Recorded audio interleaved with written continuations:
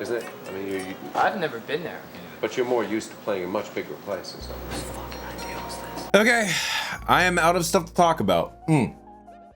Let me be more clear. I am out of things to discuss that the algorithm will actually show you guys that I'm also interested in talking about, at least for now. I have a video I want to make on Gregorian chant. I have a video where I want to talk about the objectivity of music, both of which probably belong better on this third channel that will happen eventually. I'm fairly certain YouTube will not deliver them to you. So I'm gonna try for some algorithm bait on something that I really do care about. No Leaf Clover is Metallica's best song, and here's why. All right, let's just start with this song really quick. What's the first thing you hear? The orchestra. You cannot talk about No Leaf Clover without talking about Michael Kamen's orchestration. It's like making a 30-minute video on O.J. Simpson and refusing to talk about the Cassandra crossing. Here, sweets. Thank you. Say, if your name is Haley, why do you have a J on your handkerchief? Why, for baby Jesus, sweets. I thought surely you know that. When Michael Kamen introduced this orchestra to Metallica, he did more than just be like, oh, we're just gonna layer blanket orchestration and accentuate what's already happening there. No, he made a personality and a voice come out of this thing. The orchestra is an essential part of what makes this song so badass and emotionally effective. Let's listen to a few parts of the song without the orchestra. So we all know this part where the intro explodes up right before the verse starts. Let's take a listen to this normally first.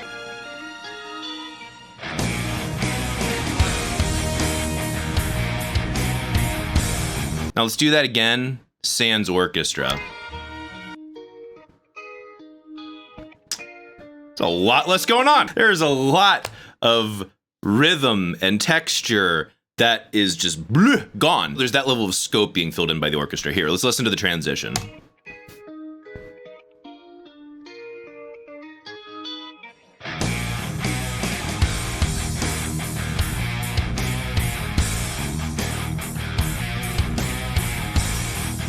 I would say not the most compelling Metallica song, right? Let's take a listen to the chorus here.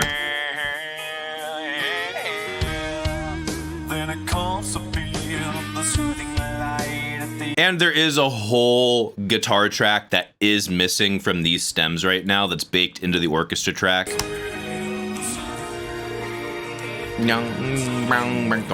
The one that's just kind of strumming chords and has a modulator and a filter. So do keep that in mind. However, while it does make somewhat of a mood, it's definitely not as piquant as a mood that you get with this orchestra. Now let's even go to like the ending.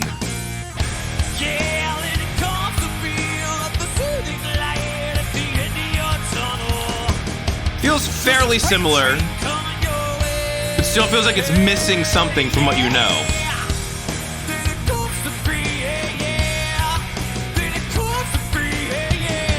Like it needs like one extra thing, right? Like it's close, but it's not quite there. Now, again, let's add it back in.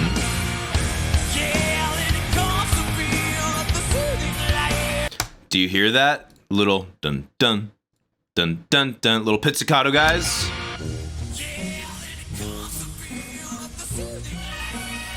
And then of course you got the random pentatonic bullshit that Kamen did throughout, which is arguably my least favorite stuff on the S&M concert. But here, listen to this.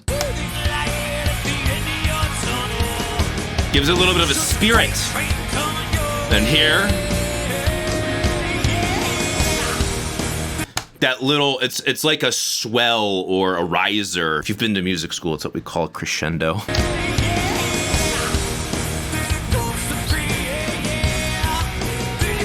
Now, it mostly feels like the orchestra drops out here, but let's listen back to that part again without the orchestra. It feels like there's like barely something missing, but what is it that's missing from there? It's just a little zhung, gung, gung, gung, gung, little eighth note guy, just a little piss, piss, piss, piss. That is the power that Michael Kamen brought to this song, to the point where I would argue it crosses over from arrangement to composition in certain parts, like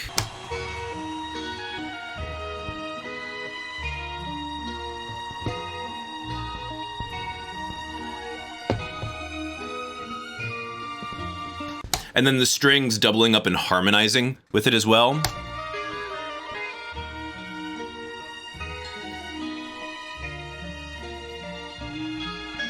And then his orchestration leaves room for this little fill on the guitar to happen. Michael Kamen is taking the top line of this part of the intro until that guitar part hits, and then he backs off. Great arranging. Without the orchestra, it kind of feels like an incomplete Metallica song. There are some really solid ideas there, and there's something compelling, but it's not quite the whole way to, you know what I mean? And when Metallica brought No Leaf Clover to Michael Kamen, it was incomplete. No Leaf Clover was one of 2 original tracks that came from the S&M concert in 1999. We should go over the 2 new songs. We're playing 2 new songs, No Leaf Clover and Mine is Human. I think we felt that there would be another level of excitement to the project if there would be some material that was not just foreign to them, but also foreign to us. I don't know when exactly they started writing No Leaf Clover, but I have read it's come as early as the Load and Reload sessions. No Leaf Clover, that's been sitting around on tape for 2 years or more. Me and James met up at the very tail end of March, and we basically wrote 2 songs like really quickly. They're kind of a little wobbly here and there, and But I think it's fair to say after listening back to this song without the orchestra, it wasn't a fully fleshed out Metallica song. I mean, we'll listen to some examples of a fully fleshed out Metallica arrangement later in this video. They are sick, especially in this period. I am positive that in the spirit of co-writing with Michael Kamen, they pulled back what they were doing so there was plenty of room for there to be a voice for him, you know, things they would have learned from Bob Rock. Oh, dare I say the devil's name too loud. If you ever want to scare away a metal elitist, just say Bob Rock 3 times and they disappear. So they expected Michael Kamen to come and be an integral part of the writing process. But in reality, I think mostly what he did was just fill in some gaps and make 1 or 2 structural changes. Let me point out one of these structural things that I think Michael Kamen is responsible for. If I had to guess, Metallica probably started their song like this. Nothing, just a guitar. And Michael Kamen thought to himself, okay, where do we begin? With the orchestration, but also with the song. My guess is Michael Kamen decided, you know what's gonna be sick? This. And where did he pull that idea from? He pulled it from the bridge of the song. This part right here. Let's do this without the orchestra. To be fair to Metallica, listen to this boy. Listen to this boy without the orchestra. That's authentically tasty Metallica. With the exception of some of James's melodies, that's one of the best parts of the song. Dang, that boy be tasty, especially with this, listen to this drum groove here.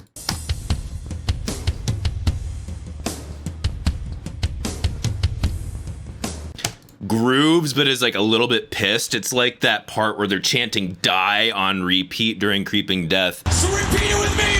Die! Die! Die!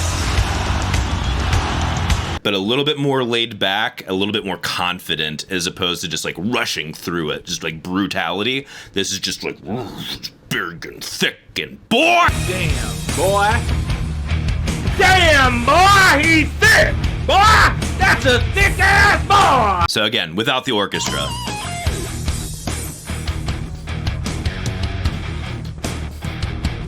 I guarantee that part stuck out to Michael Kamen when they sent him the demo, and he was like, this is how we're starting the song. With this preparatory, this is a serious thing to pay attention to.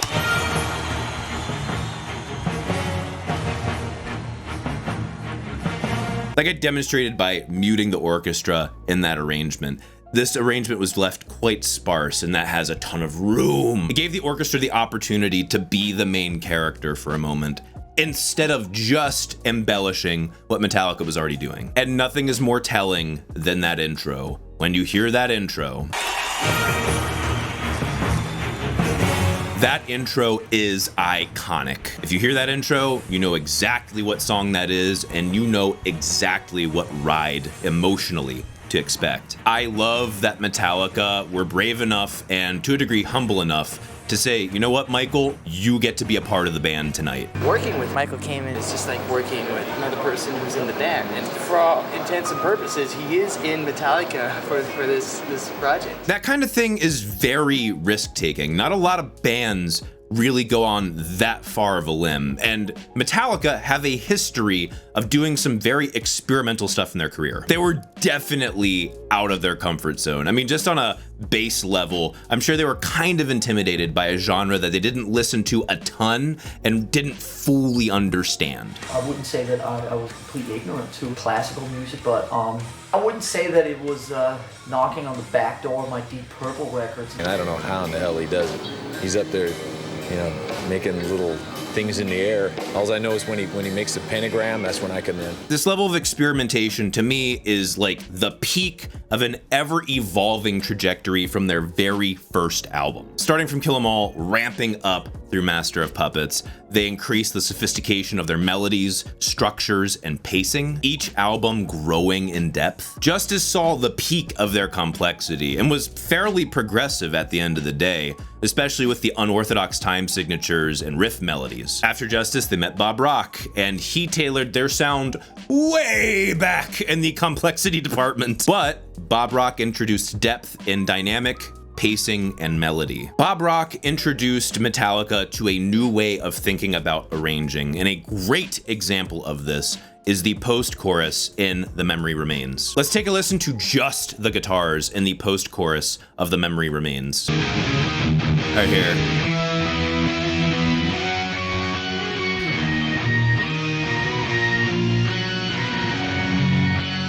Three guitar parts. That shit is tasty. You got the far left channel doing the rhythm in something that's like partially arpeggiated and partially scalar. You got the middle guitar part, which is doing this upper register, weirdly affected thing. You have the right channel guitar part, which is doubling up on the guest vocalist main melody, which is arguably the sickest part of this song. Check this shit out right here.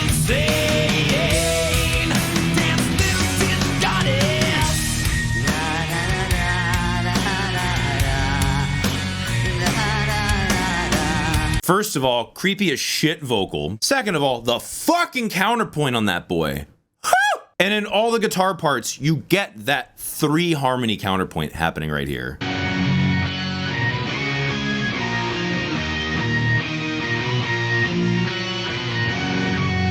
It's like you don't even need drums or bass to drive the rhythm, even though they obviously help and they're great and you pay attention to those more than the guitars. But those guitars are so locked into the pulse on the writing for these melodies, you don't technically need the other instruments. Those 3 guitars make the whole composition work. Fantastic arranging. Not to mention, if we're talking about, you know, dynamic and trying to add different kinds of textures like an orchestra would, doing something so out of the box as that upper register guitar part for Metallica anyway. This guy here.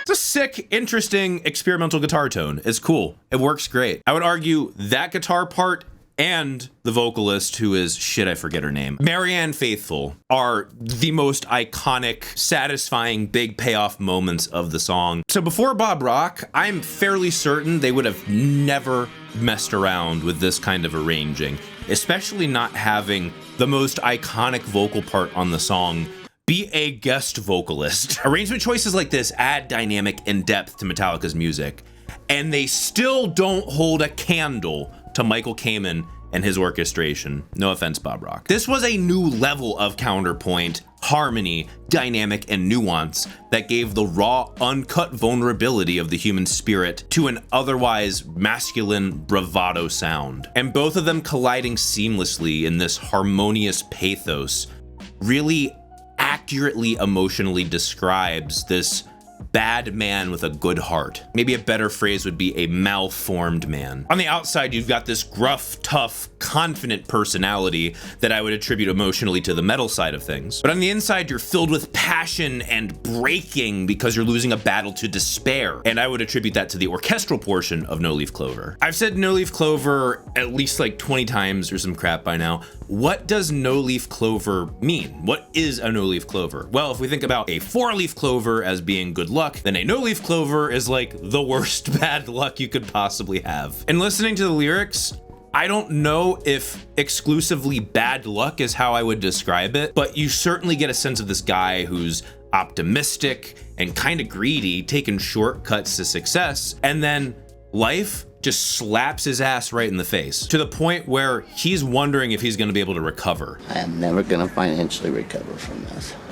And he knows that this slap was coming. This slap was a risk. That dynamic between the confidence and the hope and thirst, and I would almost say lust for success, versus how much he knows this could pay off really bad for him, is beautifully emulated in the emotions of the music. That bravado versus broken dynamic in the band and the orchestra, especially in the final chorus of the song where James takes the vocal melody up an octave, driving towards the highest point of tension in the song. Then he repeats, and then it comes to be, yeah, yeah, over and over again, as if it's almost a mantra, like he is bracing himself, knowing that the inevitable is about to kick his fucking ass, and all he can do is sit there and acknowledge it. Meanwhile, the orchestra rumbles underneath. Remember their subtle little dun dun dun dun dun boys that I was telling you about before?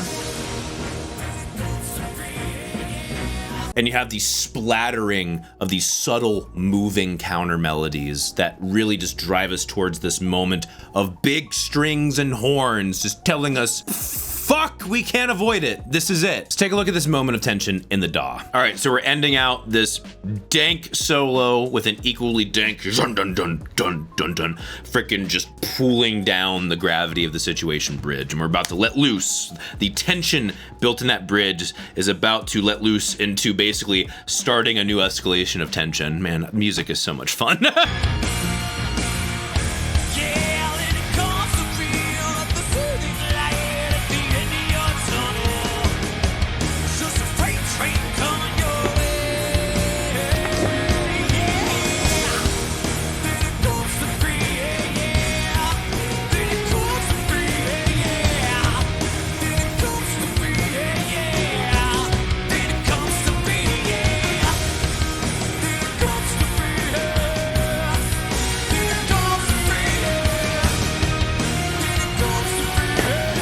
Tension boy.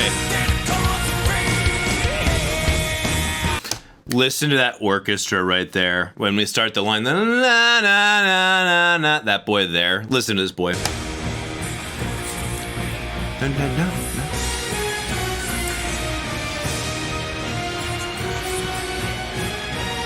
So you have this, I think it is trumpet, French horn, and violins, maybe viola as well, all in unison together, or essentially unison.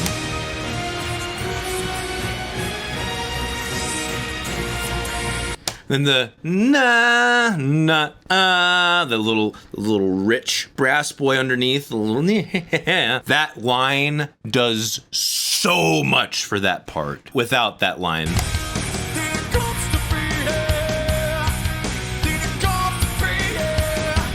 where is it?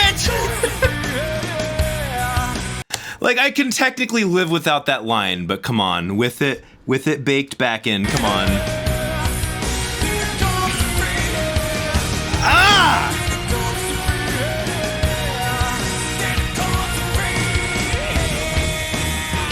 It's like the dissonance of these two emotions or personalities existing inside this man have this tension point about to erupt, especially with how erratic Lars's drum parts are. Like, it's a guy who's trying frantically, like a child throwing a tantrum, trying to pretend as though this is not the reality he lives in. Listen to this fucking thing. Listen to this fucking dumbass, awesome drum part right here.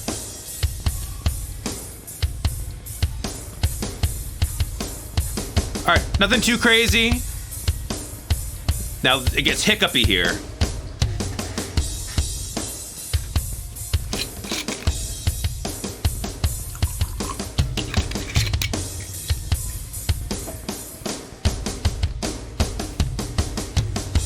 I defy Lars to play that part twice. That is so fucking awkward between the snare rolls, the random tom hits, and then the kicks. Here.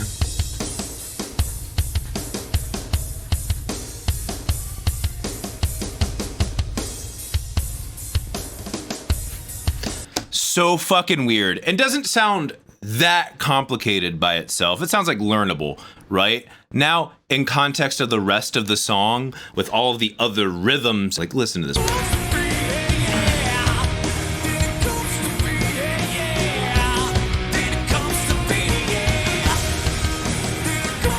For a basic drum beat, that's very erratic.